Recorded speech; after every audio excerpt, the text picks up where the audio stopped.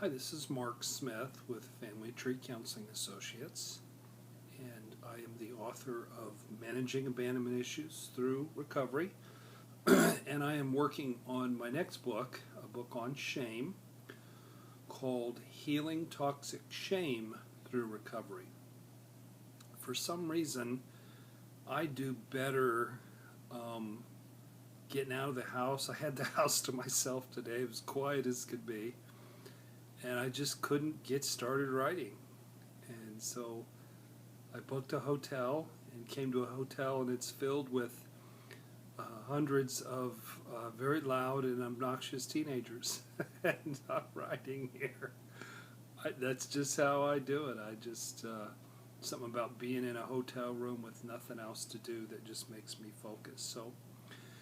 So I'm working on the shame book, and I have an interesting video, I think. As I was going through and editing and writing the book, just some examples popped out for me that I wanted to share with you. So the name of the video today is Random Observations About Toxic Shame. And these are in no apparent order or logical presentation. These are just some things that I thought were interesting that I think would be helpful to you. So the first one is a quote, and I quoted this in the last time I made some videos about shame, but it's just such an amazing quote. I just wanted to start the video with it. It's by a woman named Christy Eger in a book called Raw Blue. She says, "Shame isn't a gray, quiet cloud. Shame is a drowning man who claws his way on top of you, scratching and tearing your skin and pushing you under the surface." And I just can't find a better definition of shame. Shame is something that has almost like a life of its own, and it can take you over, and it can cut and scratch you and bring you to the point of almost drowning, to the point of, in some cases, fear for your own life.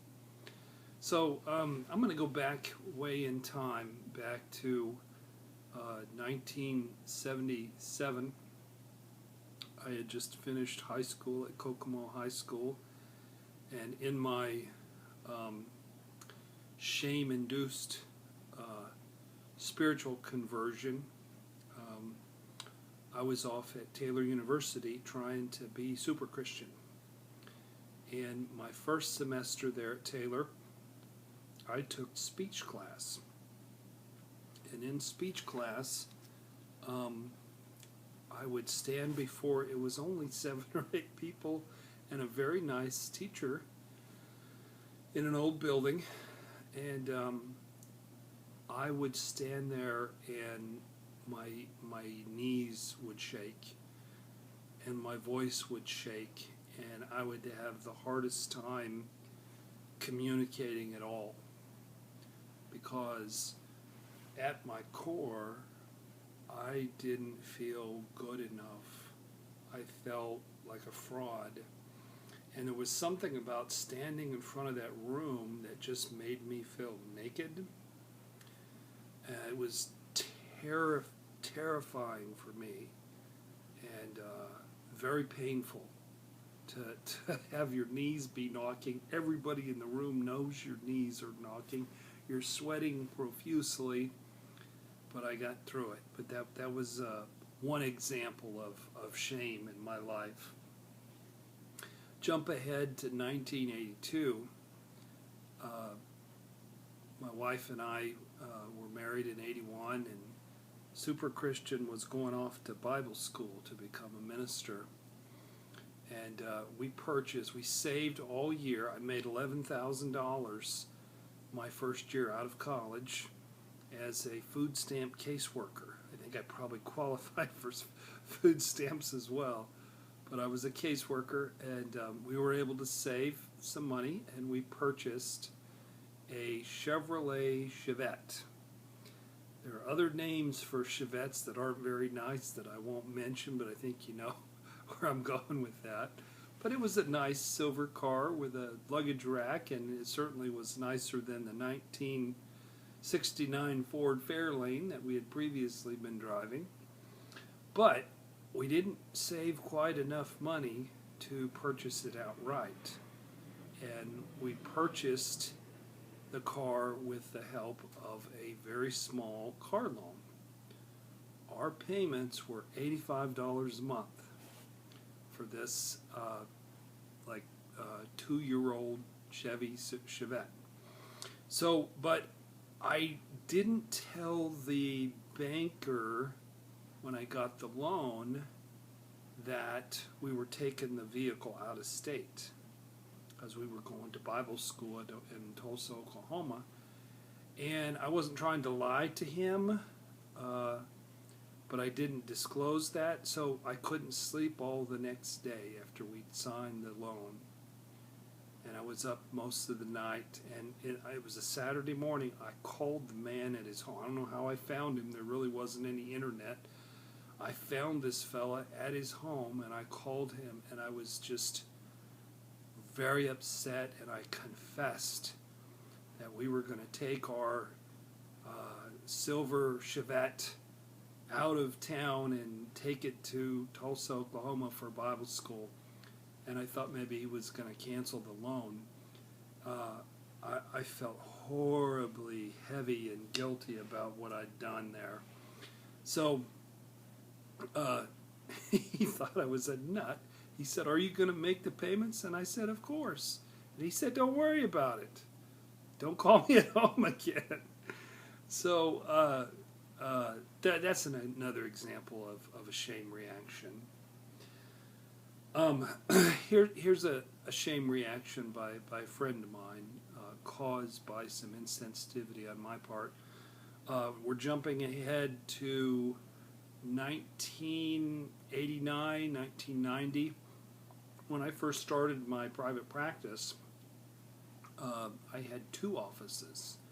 I had a tiny office in Carmel, but I also had a little tiny office above the National Bank building on the square in Martinsville, Indiana. And I loved going down there. I usually would just go down there on Tuesdays and Thursdays, and I loved that time. And there was also another therapist at that time just down the hallway from me, and his name was Mike, and we became good buddies. And we'd staff cases and talk about therapist stuff, and we were both involved in the Rotary Club. So one day, and it was toward the end where I was getting too much business in Carmel, and I was going to have to shut down the Martinsville office. And I think it was actually my last week or 2 there.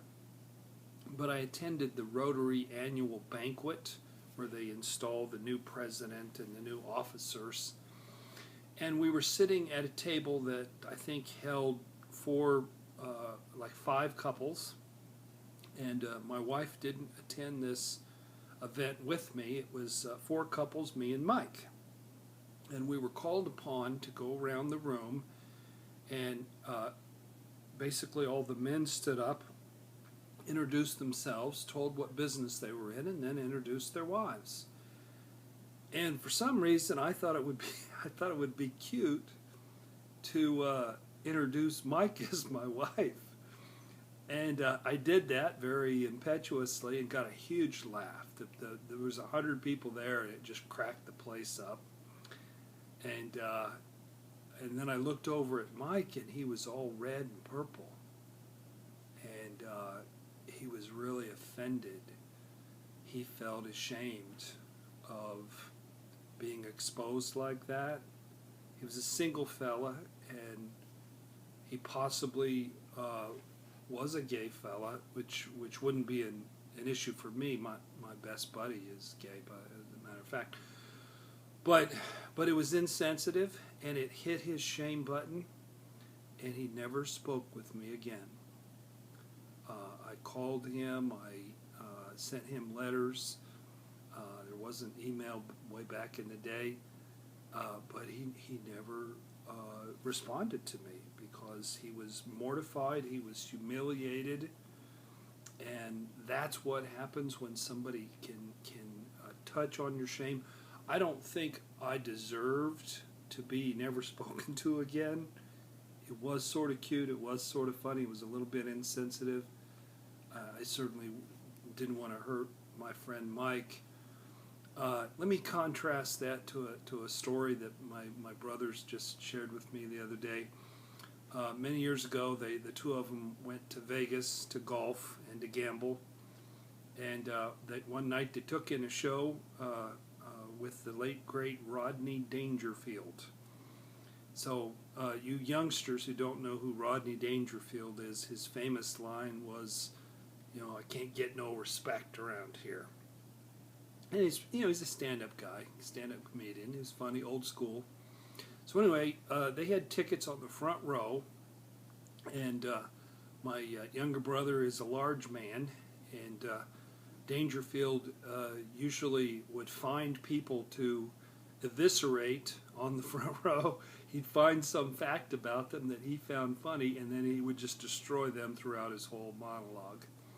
And he found out that my younger brother Sam we're all from Kokomo, Indiana, and Rodney Dangerfield just went to town on Kokomo, which, makes sense actually because it's sort of a funny sounding place, that it's sort of a little bit of a hapless place as well. So my older brother Chuck was just crying and rolling in the aisles, as was everybody else. But my younger brother didn't seem too upset about it. He rolled with the punch. He took about a 2-hour beating, but he wasn't. My younger brother is a counter dependent. He sort of has his walls up. Didn't lay a glove on him. My younger brother's psychologically pretty bulletproof. So, he laughed along and had a good time and then sort of enjoyed the attention, but it didn't make him feel ashamed. He had 2 hours of utter and complete abuse from Rodney Dangerfield, a professional who's awfully good at that. Didn't cause him to feel any shame. Mine was just one joke from a guy who's been your friend, but the shame when it's activated just brings up so much pain. So I want to share another quote by the great John Bradshaw, who has a book out on shame that is different than mine will be. His is really smart. His is filled with quotes from philosophers and Kierkegaard and psychologists and theologians, and he uses really big words. And frankly, I've had a lot of people through the years have a hard time reading it because it's so academic. So mine will be a little bit more folksy. It's going to be pretty much how I'm talking to you right now, but it'll have pretty much a lot of the same information in it about the destructiveness and the danger of shame and also how to deal with it. So the most paradoxical aspect of neurotic shame, John Bradshaw wrote, is that it is the core motivator of the superachieved and the underachieved, the star and the scapegoat, the righteous and the wretched, the powerful and the pathetic. It's the same underlying thing. Shame makes you be perfect, and shame can also cause you to give up trying to be perfect and act out. In my family, this same brother, Sam, was the superachiever, and he still is. And he got excellent grades, and he was a class officer, and he was on debate, all the smart stuff. He did all that smart stuff that I didn't do. But then I had a sister who was in the same grade as Sam, and they both had underlying shame. Sam acted his out by being really smart and since then making a lot of money. And then Renda acted it out by drug use. But it's the same underlying feeling of shame in both cases. So